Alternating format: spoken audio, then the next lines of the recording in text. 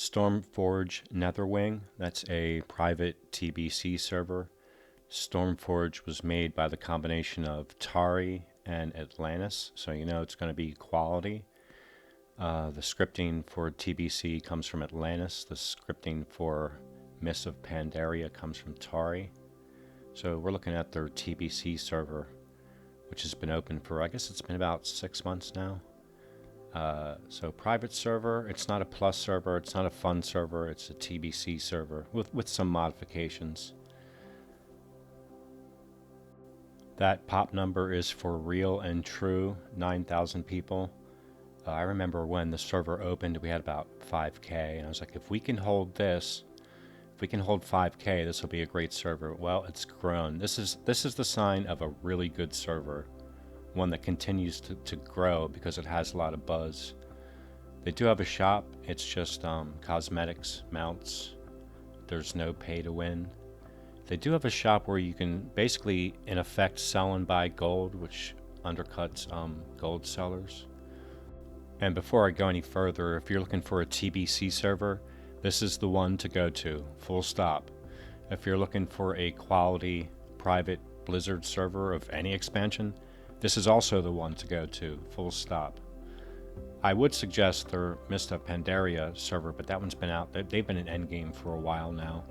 This is their Discord pages here, so you can see what type of activity that they have. This server is on patch 2.1, so that would be Black Temple and Hyjal Summit, so the server still has a long way to go, so there's plenty of time to get in there. Also, at this point, you don't need to go and worry about getting your rep up with different factions or getting gear that way, because now if you can find a good active guild, of which there are many, just all you need to do at this point, spend 2 weeks getting your basic gear and then do a couple Kara runs, and then you're pretty much set to go. This is the page for my guild on their site, and you'll see that there's tons of activity from all guilds on this server. There's recent logs, so you'll see people are raiding pretty much non-stop. Yeah, so the key would be just to find a good guild that'll help you out a little bit. You don't need much help, because like I'm saying, man, just get the basic gear, run through some kata, and you are good to go, my friend. Here's their PvP ladders. PvP is obviously fairly active as well. Here's their own web pages. They just created their web pages. I guess it's been about 2 weeks now, so that's kind of brand new. And when I recorded all those preceding pages, I left the URLs apparent. So if you need to know where to go, all those web pages are at the top of those screens. This is what it looks like live now, about noontime where I am, East Coast USA. So this is 6 p.m. EU, which is virtually peak time. You know, for the next couple hours is really top peak time. I'm headed towards the BG Master, so you can see what that looks like. Now, they don't run AV, and I got to tell you, I honestly don't know if it's because they didn't script AV or because nobody queues it.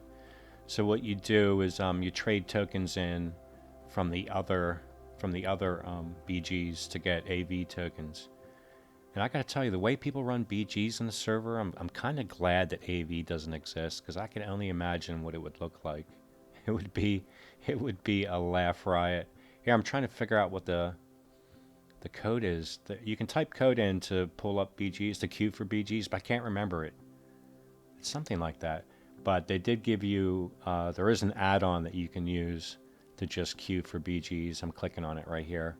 So you could queue from anywhere. You could queue at the BG Master where I am, or you could queue using this add-on. But yeah, the way people play BGs on this server is, man, like their idea is, all you have to do is just stand in the middle of whatever BG we're in and punch each other in the face. And that's how you do BGs. So I can only imagine what AV would be like. Oh my god, it would be awful. Everybody would be convinced that the only way you can win is by pushing the opposing force all the way back to their base, and then spend an hour or two in their base trying to kill them. I swear to god, that's how they would run it on the server. But yeah, that's how I would gear up at this point, is just get some honor gear Get some basic dungeon gear. Screw heroics, man. Heroics suck ass. You can just skip that now. Just get the basic gear and some honor gear, and get into Kara, because it's now nerfed. I wouldn't say nerfed. It's now back to its original state. Before it was buffed incredibly. Like it could be pretty awful. It was challenging. Let's put it that way.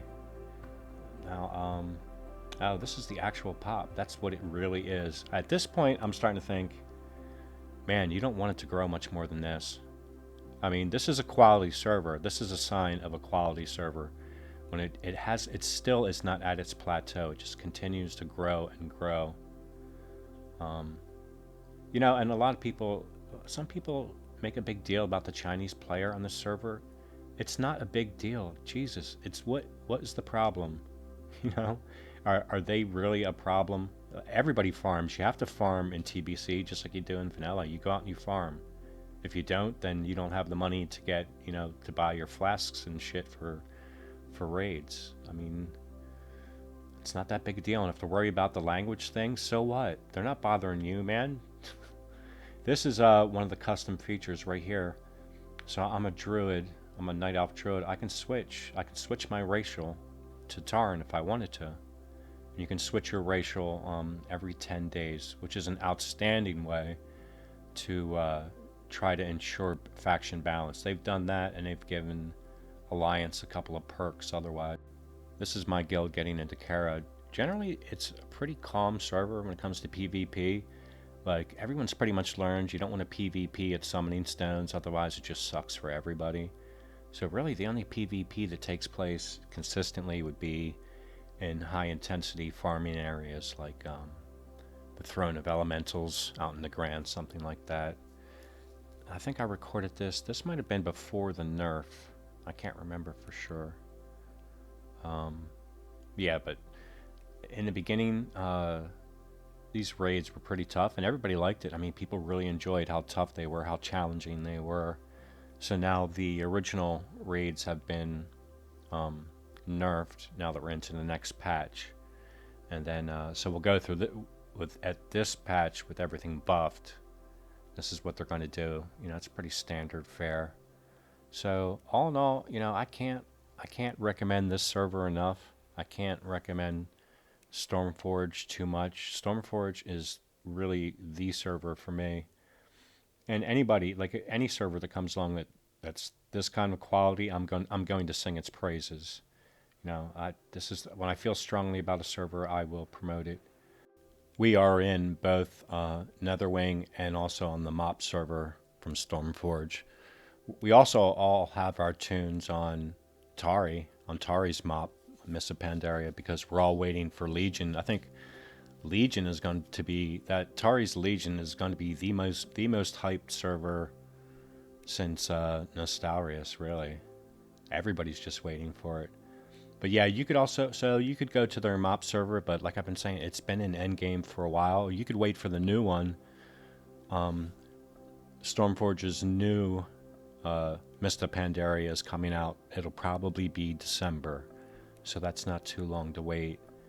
And like I said in this other video that I just made, we also have Twin Stars Kata coming up, which will be in November. So that's it for now, my dude. See you later.